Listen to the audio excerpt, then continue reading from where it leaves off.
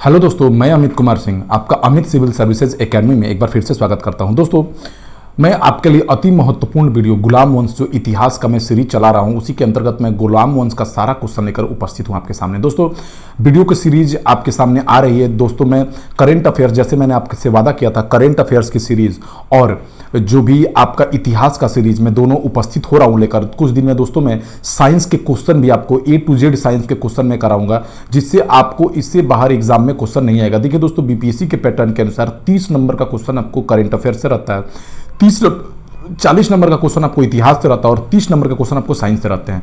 40, 30, 70 और 30 लगभग 100 नंबर के क्वेश्चन आपको सिर्फ दोस्तों करेंट अफेयर्स, इतिहास और साइंस से रहते हैं। ठीक है दोस्तों, तो ये तीनों बहुत ही इंपॉर्टेंट टॉपिक है। मैं इन तीनों को कवर कराऊंगा आपको। आप मेरा वीडियो सब्सक्राइब कर लीजिए, आप मेरा चैनल सब्सक्राइब कर लीजिए, चैनल को लाइक कर दीजिए। दोस्तों, वीडियो अच्छा लगे तो आप दोस्तों में शेयर करिए कि दोस्तों को ज़्यादा से ज़्यादा मेरा वीडियो मिल सके, और जो भी बच्चों को जिनको बीपीएससी में क्वेश्चन का पैटर्न कैसा और कैसे क्वेश्चन आते हैं पता नहीं, उनको जानकारी मिले। ठीक है दोस्तों, क्वेश्चन को मैं शुरू करता हूं। दोस्तों, आज का पहला क्वेश्चन है, गुलाम वंश का शासनकाल का समय क्या था। देखिए दोस्तों, गुलाम वंश के शासनकाल का जो समय है दोस्तों वो 1206 से 1290 है। दोस्तों, गुलाम वंश के शासनकाल का समय क्या है दोस्तों? 1206 से 1290। यह दोस्तों यह गुलाम वंश का शासनकाल का समय है। ठीक है दोस्तों, गुलाम वंश दिल्ली सल्तनत के अंतर्गत आता है। दोस्तों, यह जो है आपको दोस्तों खिलजी वंश का समय है। 1290 से 1320 खिलजी वंश का है, 1320 से 14 तुगलक वंश का है, और आपको 1450 से 1526 तक लोदी वंश का शासनकाल है। दोस्तों, ठीक है, आपको याद रहेगा। ये दोस्तों चारों इंपॉर्टेंट है, चारों के काल पूछे जाते हैं एग्जामों में, आप ध्यान रखिए इसको। ठीक है दोस्तों, गुलाम वंश आप जानते हैं, गुलाम वंश की स्थापना मोहम्मद गोरी के अंत के साथ हुई। मोहम्मद गोरी का एक गुलाम था दोस्तों, कुतुबुद्दीन ऐबक। मोहम्मद गोरी का क्या था? गुलाम था एक, उसका नाम क्या था दोस्तों? कुतुबुद्दीन ऐबक। ठीक है, कुतुबुद्दीन ऐबक, उसी को मोहम्मद गोरी ने सत्ता सौंपी। ठीक है दोस्तों, चूंकि मोहम्मद गोरी का गुलाम था, उसको सत्ता मिल गई, तो इसलिए इसका नाम गुलाम वंश पड़ गया। ठीक है दोस्तों, तो गुलाम वंश का संस्थापक और प्रथम शासक कौन था दोस्तों? कुतुबुद्दीन ऐबक। याद रखिए दोस्तों, कुतुबुद्दीन ऐबक ने 1206 से लगभग 1210 तक सत्ता पे शासन किया। दोस्तों, 1206 से 1210 तक यहां पे रहा। उसके बाद 1210 में इसकी डेथ हो गई। ठीक है दोस्तों, कुतुबुद्दीन ऐबक को उसकी उदारता के कारण लाख बख्श भी कहा जाता था। तीसरा नंबर क्वेश्चन है, दिल्ली के किस सुल्तान को लाख बख्श कहा जाता था? दोस्तों, कुतुबुद्दीन ऐबक है, उसको उसकी उदारता के कारण, वो बहुत दानवीर था दोस्तों, दान करने में बहुत ज्यादा आगे था, गुलामों के प्रति उसकी सहानुभूति थी, क्योंकि वह खुद एक गुलाम था। उसने कभी राजा के रूप में अपने आप को नहीं माना, वो प्रजा के सेवक के रूप में कार्य करता था। ठीक है दोस्तों, तो वह उदारता में मामले में आगे था, इसलिए उसको लाख बख्श कहा जाता था। 2.5 दिन का झोपड़ा भी दोस्तों कुतुबुद्दीन ऐबक नहीं बनवाया, यह अजमेर में है दोस्तों। ठीक है, और इसका जो एक ये क्या है दोस्तों? एक मस्जिद है। क्या है दोस्तों? एक मस्जिद है। इसका निर्माण किसने करवाया दोस्तों? कुतुबुद्दीन ऐबक ने। याद रखिए, किसने करवाया? कुतुबुद्दीन ऐबक ने।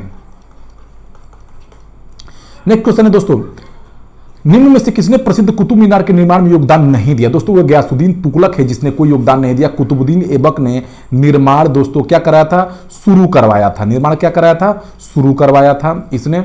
ठीक है, इल्तुतमिश ने क्या किया दोस्तों? इल्तुतमिश ने इसको पूरा करवाया था, कुतुब मीनार के निर्माण को पूरा करवाया, और फिरोज शाह तुगलक ने इसकी 2 मंजिलें बनवाई। ठीक है दोस्तों, कुतुब मीनार की 2 मंजिलें बनवाई थी इसने, 5वीं और 6वीं मंजिल।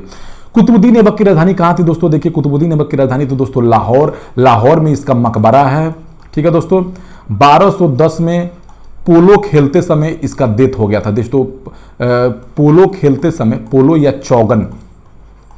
या चौगन खेलते समय घोड़े से गिरकर इसकी मौत हो गई थी। ठीक है दोस्तों, खेलते समय घोड़े से गिरकर मौत हो गई थी इसकी। घोड़े से गिरकर क्या हो गया था? ये मौत हो गई थी इसकी। याद रखिए, क्वेश्चन बहुत इंपॉर्टेंट है।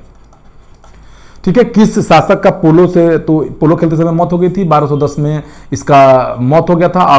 कुतुबुद्दीन ऐबक की राजधानी लाहौर थी और यहीं पे इसका मकबरा भी है। ठीक है, याद रखिए। वह सुल्तान जिसका चौगन खेलते समय घोड़े से गिरकर मौत हो गई दोस्तों, मैंने अभी बताया, वो कौन था? कुतुबुद्दीन ऐबक। 1210 में लाहौर में इसका क्या है? मकबरा है। याद रखना है दोस्तों, इसमें से कुछ भी पूछ सकता है एग्जाम में। वह कौन सा सुल्तान था जिसने नियमित सिक्के जारी किए तथा दिल्ली को अपने साम्राज्य की राजधानी घोषित किया? दोस्तों, ये इल्तुतमिश था। इल्तुतमिश ने अपनी राजधानी लाहौर से कहां स्थानांतरित कर दी थी दोस्तों? दिल्ली। इसीलिए इसको दिल्ली का प्रथम शासक कहा जाता है। क्या बोला जाता है इसको? दिल्ली का प्रथम शासक, गुलाम वंश का प्रथम दिल्ली का शासक बोला जाता है दोस्तों। ठीक है, याद रखिए। ठीक है, और इसने शुद्ध अरबी सिक्के भी नियमित रूप से चलवाए हैं, शुद्ध अरबी सिक्के भी चलवाए इसने। क्या चलवाए दोस्तों? शुद्ध अरबी सिक्के। दिल्ली का प्रथम मुस्लिम शासक कौन था? मैंने बोला ना दोस्तों, कुतुबुद्दीन ऐबक की राजधानी लाहौर थी और यह जो है दिल्ली सल्तनत के अधीन था, लेकिन कभी भी अपने आप को इसने शासक नहीं माना। ये एक गुलाम के तौर पे ही प्रजा सेवा की। और जो इल्तुतमिश था उसने खलीफा के द्वारा इसने पद प्राप्त किया था। ठीक है दोस्तों, इसीलिए दिल्ली का प्रथम मुस्लिम शासक इल्तुतमिश को माना जाता है। गुलाम का गुलाम दोस्तों देखिए, मोहम्मद गोरी का गुलाम कुतुबुद्दीन ऐबक था। ठीक है, और कुतुबुद्दीन ऐबक मोहम्मद गोरी गुलाम था और कुतुबुद्दीन ऐबक का गुलाम कौन था दोस्तों? इल्तुतमिश था। याद रखिए, इसीलिए इसको गुलाम का गुलाम कहा जाता है। किसको दोस्तों? इल्तुतमिश को गुलाम का गुलाम कहा जाता है, याद रखिए। ठीक है दोस्तों, आगे। निम्न में से कौन मध्यकालीन भारत की प्रथम महिला शासिका थी? देखिए दोस्तों, इल्तुतमिश का शासनकाल 1236 तक चला। उसके बाद रजिया सुल्तान 1236 से 40 तक जो रही प्रथम महिला शासिका रही, मुस्लिम महिला शासिका। ठीक है दोस्तों, इन्हें तुर्कों ने इन्हें पदच्युत कर दिया, तुर्कों ने साजिश करके। मंगोल आक्रमणकारी चंगेज खान, जिसको तेमुचीन भी कहा जाता है, भारत की उत्तर पश्चिमी सीमा पर किसके शासनकाल में आया था दोस्तों? यह आया था इल्तुतमिश के शासनकाल में। भी आई क्वेश्चन है दोस्तों, इसको स्टार मार्क मार लीजिए। इल्तुतमिश ने बिहार में अपना प्रथम सूबेदार किसको नियुक्त किया था दोस्तों?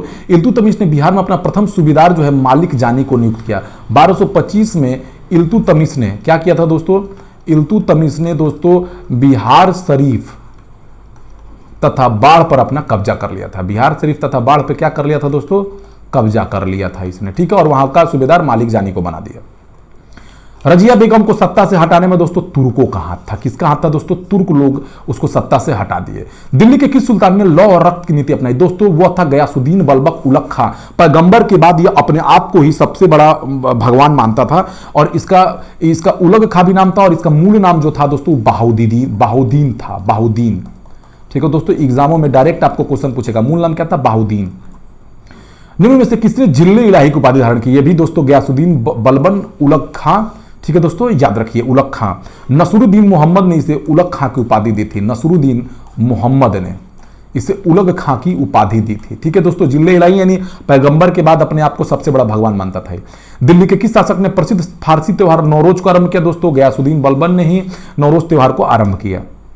निम्न में से किसने गढ़मुक्तेश्वर की मस्जिद की दीवारों पर अपने शिलालेख को स्वयं का खलीफा? दोस्तों ये गयासुद्दीन बलबन ही था। ठीक है दोस्तों, अपने आप को स्वयं का खलीफा घोषित किया था। तो दोस्तों ये रहा आज का वीडियो। आप वीडियो कैसा लगा आपको मुझे कमेंट करके जरूर बताएं। चैनल को सब्सक्राइब कर ले और दोस्तों में शेयर करिए। ठीक है दोस्तों, thank you for watching my videos.